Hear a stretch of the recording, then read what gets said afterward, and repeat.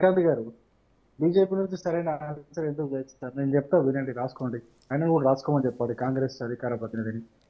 BJP పార్టీగా మేము మన దేశం గురించి విషం వెళ్ళగక్కిన వాళ్ళను, నేను మన దేశం గురించి అంటున్నా. మన దేశంలో అందరు వస్తారు, మన ప్రధాని, మన రాజకీయ పార్టీలు, మన దేశంలో ఉన్నటువంటి సంస్థలు, మన దేశంలో తీసుకుంటున్నటువంటి, మన ప్రభుత్వం తీసుకుంటున్నటువంటి నిర్ణయాలు, సంస్కరణలు, ఆర్టికల్ 370, సిఏఏ, ఎన్ఆర్సీ, ఇట్లాంటి అన్ని అంశాలు వస్తాయి. ఇది మన దేశం. అప్పుడు మన దేశం అవుతుంది. ఈ మన దేశంలో ఉన్నటువంటి ఆంతరంగిక అంశాలపైన, విదేశీ గడ్డ పైన, అందులో విదేశీ యూనివర్సిటీలో కూర్చున్నటువంటి కొంతమంది గ్రూప్ ఆఫ్ స్టూడెంట్స్, కొంతమంది గ్రూప్ ఆఫ్ ఫ్యాకల్టీస్ వ్యతిరేకంగా రాసినప్పుడు వాళ్ళని దేశ వ్యతిరేకులే అంటారు. ఏమంటారు? దేశ వ్యతిరేకులే అంటారు. అయితే బీజేపీ పార్టీగా దేశ వ్యతిరేకులని కలవడం మేము విమర్శిస్తున్నాం. బీజేపీ పార్టీని విమర్శిస్తున్నాం. తప్పు చేస్తున్నారు ముఖ్యమంత్రి గారు అంటున్నారు. ఇప్పుడు సెకండ్ పాయింట్ డాట్ కనెక్ట్ చేయండి మీరు, శ్రీకాంత్ గారు ప్లీజ్.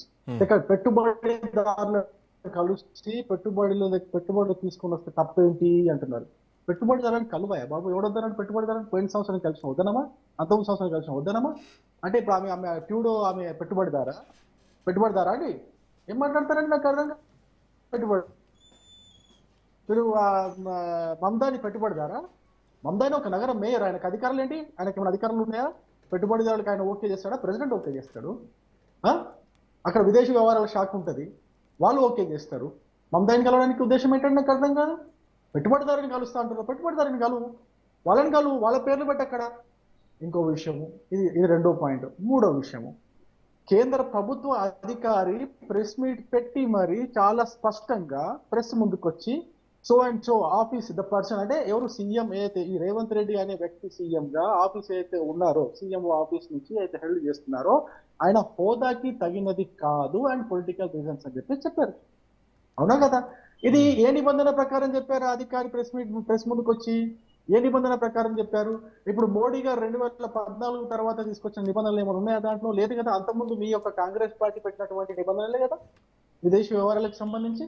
ఇప్పటివరకు విదేశీ వ్యవహారాలకు సంబంధించి ఈ నిబంధనలు ఏమైనా మార్చారు? ఏం మార్చలేదు. అవే నిబంధనలు ఫాలో చేస్తూ ఆ యొక్క విదేశీ ఎంఈఏ నుంచి వచ్చి ప్రెస్ మీట్ లో చాలా స్పష్టంగా చెప్పారు కదా. ఏం మాట్లాడతారు? మూడో విషయం. నాలుగో విషయం, గుజరాత్ అంటాడు, గుజరాత్ సలహాదారు అంటాడు.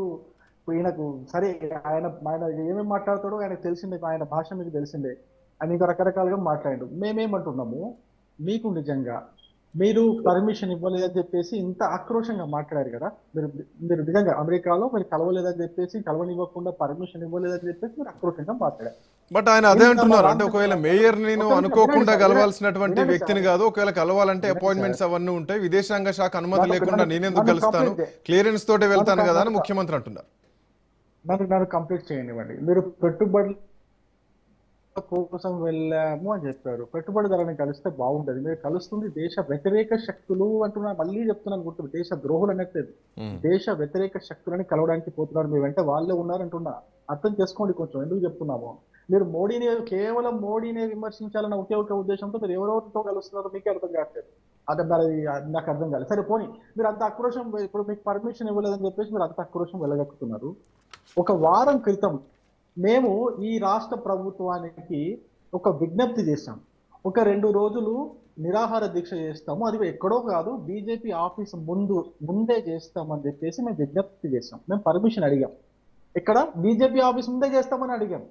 బీజేపీ ఆఫీస్ ముందు 2 రోజులు నిరాహార దీక్ష దేని గురించి చేస్తామన్నాం? ఇదే విద్యార్థులకు రావాల్సినటువంటి ఫీజు రియంబర్స్మెంట్ పైన గత కొన్నేళ్లుగా బకాయిలు ఉన్నాయి. దాదాపు 40 లక్షల విద్యార్థులు బాధపడుతున్నారు. ఫీజు రియంబర్స్మెంట్ రాకుండా, వాళ్ళకు ఉద్యోగాలు రాకుండా, వాళ్ళ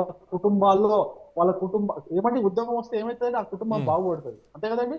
ఆ కుటుంబం బాగుపడుతుంది, తద్వారా సమాజం కూడా కొంచెమన్నా అభివృద్ధి చెందుతుంది అన్న ఒక ఉద్దేశంతో ఫీజు రియంబర్స్మెంట్ స్టార్ట్ చేసిన కాంగ్రెస్ పార్టీ వాళ్ళే. ఆ ఫీజు రియంబర్స్మెంట్ రాక దాదాపు 40 లక్షల మంది విద్యార్థులు బాధపడుతున్నారంటే ఎంత లేదన్నా 10 లక్షల కుటుంబాలు ఇబ్బంది పడుతున్నట్టుగా.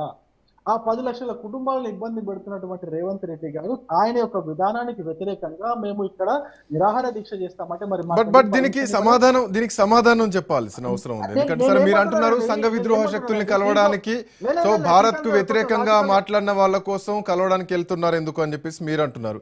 At same time Telangana global education అనేటువంటి ఒక కాన్సెప్ట్లో భాగంగా ఆక్స్ఫర్డ్ యూనివర్సిటీ నుంచి ఒక executive education, research, academic collaboration ఇట్లాంటి చాలా అవకాశాలని, అట్లాంటి ఎడ్యుకేషన్ హబ్ని తీసుకురావడానికి ప్రొఫెసర్స్ని కలిస్తే తప్పేంటి, దాంట్లో కూడా ఒక పదవిలో ఉన్నటువంటి ప్రొఫెసర్ని కలిస్తే తప్పేంది అన్నది ఈ ముఖ్యమంత్రి అడుగుతున్నటువంటి ప్రశ్న.